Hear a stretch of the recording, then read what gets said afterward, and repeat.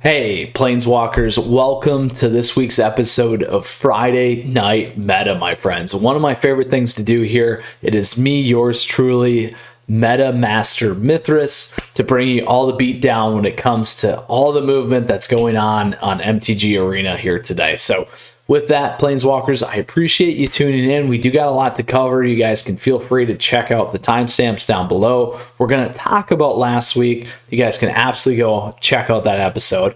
And then we're going to give you the beatdown for best of one and best of three here. We'll talk about a key deck, key top deck, how to beat that deck, and equip you for the future. And additionally, then we'll cover some of the key indicators or events that have occurred over the last week and talk about where we're going to go from here, my friends, because that is what we like to do. So stay tuned because that's all coming your way here.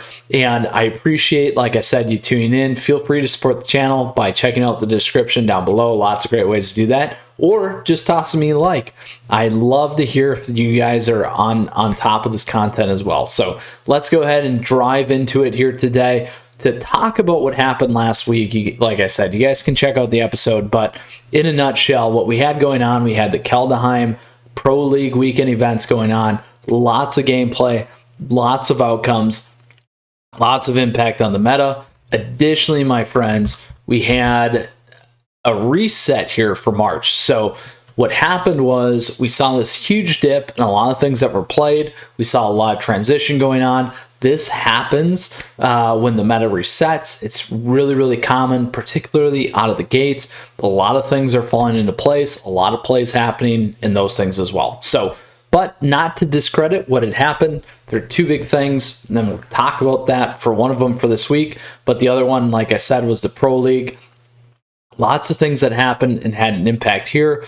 Lots of different decks. We had cycle decks, we had Naya decks, we had ultimatum decks, you name it. It was there. Fury decks, and it drove some changes here. But now we're going to talk about today's snapshot, talk about what matters today, because it does matter. I'm going to say it 3 times, so hopefully you got it, because it's fast, it's furious, and it evolves quickly, my friends. And we need to stay on top of it because there's some big changes, and we're going to do something a little bit different today because it does matter again.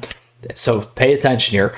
But we're looking at best of one for bronze to mythic first. So you guys can see Mono White Lifegain at the top again, but we're starting to see some of these, I'll just say, reversions to the mean where the win rates aren't as spread. They're starting to get a little bit tighter, and we'll see this as we move up the stack here in a little bit. We'll talk about that. Popularity today, mono red continues to be cut, but it's starting to increase. So that's pretty important to see.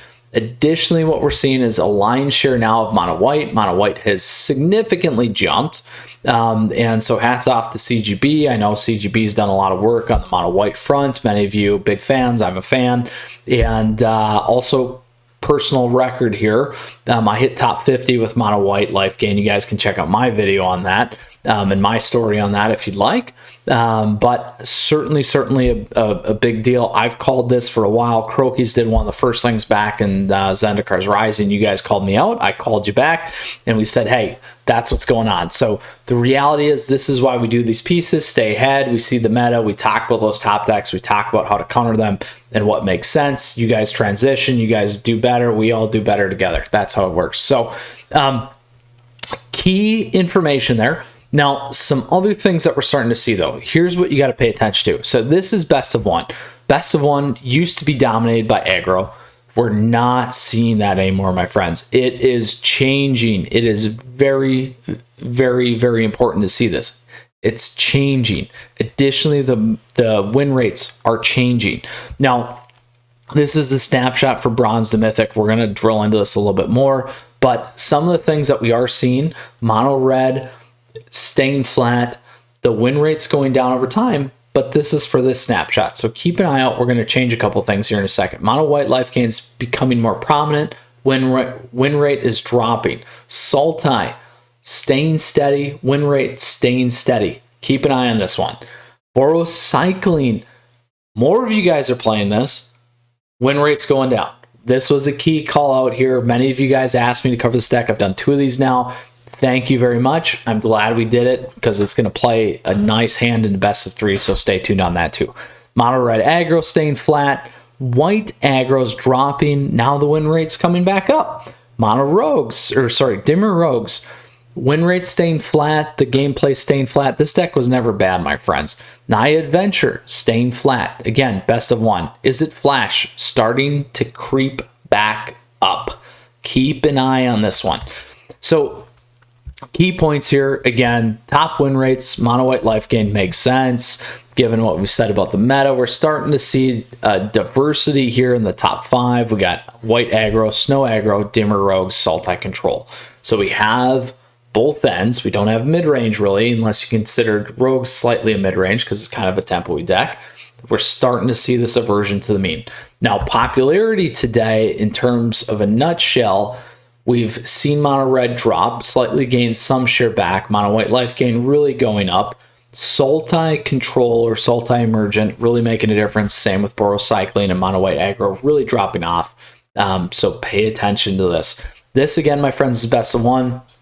But what I really want to drill into here is real competitive stuff. We go to Diamond, game changes.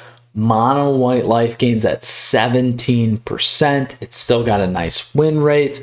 What do you do? Well, we're going to cover that in a little bit, so stay tuned on that. So I wanted to show you this clip because it matters. Now look at the win rates. Compress, not 59, not 58%. They're getting close to 55%. This is a healthy meta, my friends. All of these decks run slightly over 50%.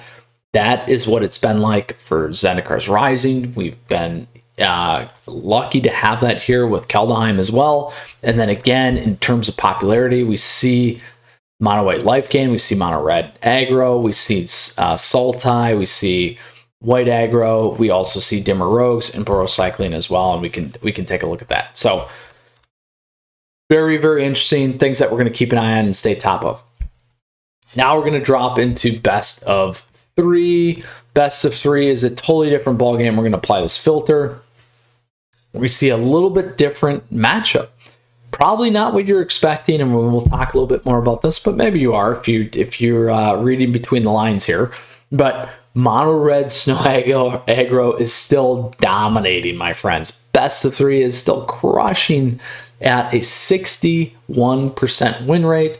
Next is Team Returns. Then we got White Aggro at 58, Dimmer Rogues at 58. So keep an eye on that one. I said it was never bad. Gruul Adventures is creeping up at 57%, and then Borocycling at 57%. Now that's today in terms of win rate, but we also have popularity. Sultai Ultimatum at 15%. One of the big winners, continues to go up. When we look at the win rate, that wasn't even the top 5, so keep an eye on that one. Team Returns is very popular. That's better in terms of the win rate, in terms of the percent played, so that's healthy. Naya Adventures win rate is not as good as people think. Snow Aggro becoming less, but has the highest. Borocycling growing in play, not as high. And then again, Dimmer Rogues, 5.6%. So let's take a look at this. All this stuff matters. Sultai Ultimatum's going up. Win rates kind of in the middle there. If you looked at where it started, where it went, it's kind of stayed steady, which again, what happens, Adventures deck has slightly dropped off. We've seen the win rate go up as less players are playing it. Naya Adventures, same thing. Borocycling's had the adverse effect. As more players are playing it or the meta's adjusting, the win rate's actually dropping. Now, here's a big one. Red Aggro. It was a high percentage before. It dropped significantly. And now we're seeing the percentage of play less. It's coming back up. But the win rates, my friends, are what they were before. So that still tells me and is a very strong indicator that this deck was never bad. And we're going to talk about this here in a second. Additionally, is it tempos continuing to go down? Dimmer Rogues is going up. The win rate staying steady. Again, not a bad deck. Mono green food, something like that too. So these are all important things, my friends. When we talk about mono red aggro and some of the things, if we look back to last week, last weekend's event or 2 weekends ago, because the stuff that we'll cover here that has an impact in a second and a little bit later of today's episode, is this. Meta. Meta is a game within the game. Always remember that, folks. That's why we do this. What I'm showing you is a cut and a clip of exactly that. The statistics of the statistics, and what you play is going to matter in the tier. Now, when we talk about the Pro League, those guys are doing exactly what they need to do. They're not just reading these statistics, they're reading what they think the other players are going to play. So that is why I give you guys a top deck. That is why I give you an opportunity of saying, here's the deck you need to play to beat that deck. If everyone shows up with mono red snow aggro, you sure as heck better have a counter. That's going to be the game. Or you guys will have a 50% chance of beating each other. That's how it goes. So you can do a coin toss, and a coin toss might not even be 50%, so they say. So those are some key things there to think about and keep in mind. Now, when we apply these filters again and drill into it a little bit more, we begin to see this more exacerbated in terms of Sultai Ultimatum, Team Returns, Boro Cycling, Mono Red Snow Aggro. But Mono Red Snow Aggro's got this perception that it's not that good of a deck, except it's got the best win rate. It's still tighter at the top end. Obosh Adventures is doing good, or Team Returns is doing good, but Mono Red's still slightly better. So this matches things a little bit healthier. So those are some things to keep an eye on, my friends, as they evolve here, and we'll talk about that and some of the impacts here in a second. So with that, my friends, we talked about best of one, we talked about best of three. Now we're gonna flip back to best of one. We're gonna talk about a key deck, Mono White Lifegain. How do you guys beat this? So let's drill into it. We're gonna equip you today on how we want to do that. So I'm sorting on win rates. We're going to flip here. Now, here's the key. Mono White is not good or as good against late game decks. Now, in particular, though, these are control decks that actually pack a punch. So here we got Sultai Control again, which is the Sultai Ultimatum deck. Dimmer Rogues, it's not favorable to. If you look at the main board, they're not running escape cards. They're not doing anything that's well. Oddly enough, it doesn't do well against Trickery decks. So yes, I've still been able to beat Trickery decks with this deck, but it just happens to be one of those ones that isn't favorable. Trickery in the long run is not a good strategy because it's hope. So hope is not a strategy. You need to find something a little bit more constructed, in my opinion, because there's a lot of luck involved in hope. So this is the deck you guys want to play. Last week we talked about how you beat Sultai Emergent. This week we're talking about how you beat Mono White Lifegain for best of one. So let's drill into this again. The big piece here is you got a many to one card, so you can cast the Shadow's Verdict. Shadow's Verdict just wipes the board. You also got Extinction Event, that's wiping the board. And then you got a lot of 1-for-1s here where you can just direct kill a lot of things. And then obviously you just got to hold off. You get to late game, you drop your bombs, and then boom, game over, my friends. So that is the key to beating Mono White Lifegain. So I will post that down below. You guys can check that out in the details and go from there, my friends. So what is next? Why did things change? Why did we see some of these things? So let's drill into some additional data here. This is the 5K Strixhaven Championship qualifier. This had a big impact on the last week. So not 2 weeks ago with the Kaldheim Pro stuff, but really the last week, and that's why we saw a lot of these trends happening in increase in a few things. So we'll talk about that here in a second. SCG Tour Online here had like 6+ fire events to get in. These are the players that completed those events, had good records, and then moved in this one. So here's what's important. Here's what I wanted to give you guys. We have Jeskai Cycling taking it down. So makes sense why we saw that move up. Dimmer Rogues is doing good again. Cycling again. We have Night Adventure still here. And then Mono Red Aggro. Keep an eye on that. And then we get into some of these other things once again. And even in the top 10, we see Gruul Aggro. So that's important. And then when we drill into the number of decks, percent of the field, Sultai Ultimatum still high. Again, it does not have above 50% win rate, my friends. I've been saying this forever.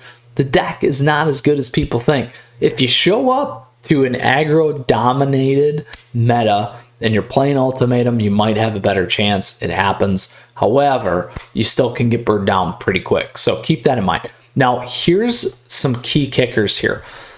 4-color cycling, Boros cycling had a high win rate. It had a high representation rate. So that's a positive.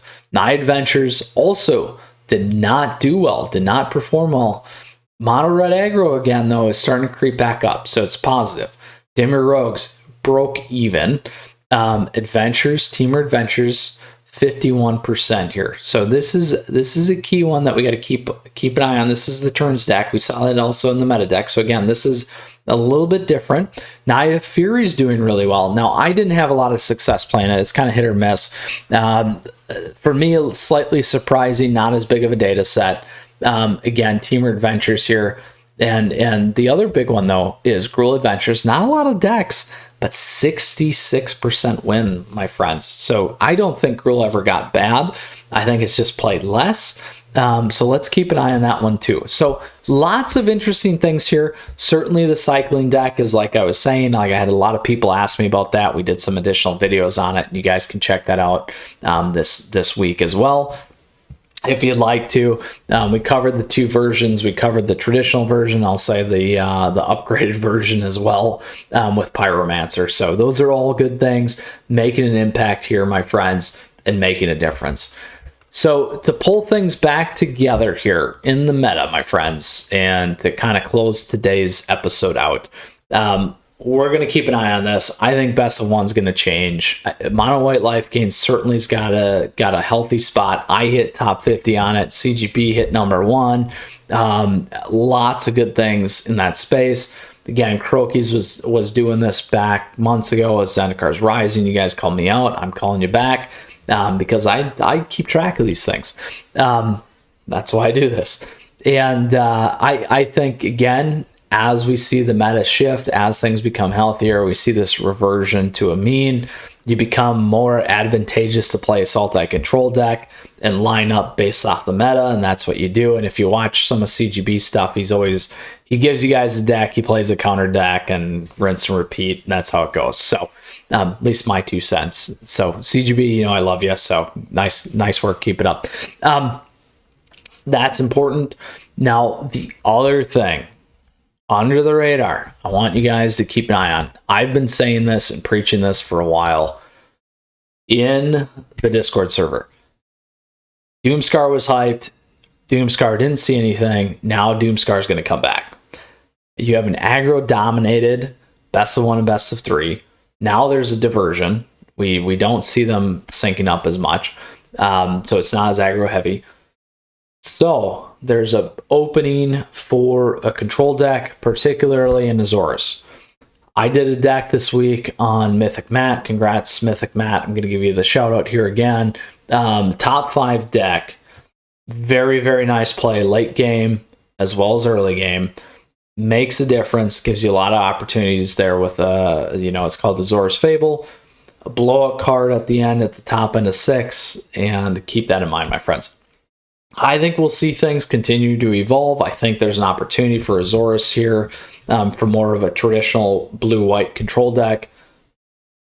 Certainly available to make an impact and make a difference here in the meta, my friends. So with that, Planeswalkers, as always, I hope you appreciated this week's episode of Friday Night Meta by me. Again, Mythras here, your meta master. Excited to do these things. You guys know I love it. Please feel free to like the video and support the channel down below in the description. Lots of great ways to do that. And like I said, questions, comments, let me know. Hop in the Discord server, you guys. You'll be treated well. We'll see you soon. And I look forward to providing you guys a lot more information. I do a daily top deck. I do a weekly analysis and a lot of other cool, fun things coming out. So stay tuned, Planeswalkers. We'll see you again soon. Mythras out. Until next time, stay safe, my friends.